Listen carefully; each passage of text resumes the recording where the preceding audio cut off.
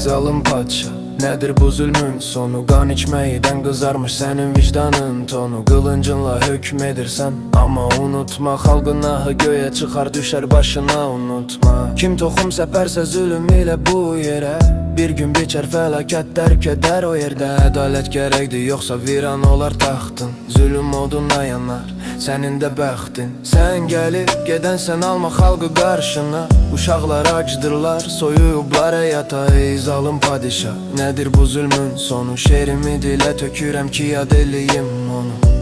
Heç kim qalıcı deyil bu dünyada, ancaq adlar qalır ən sonda. Unutma ki insan ölmür, basılır anda. Hər bir adam ölür o unudulanda.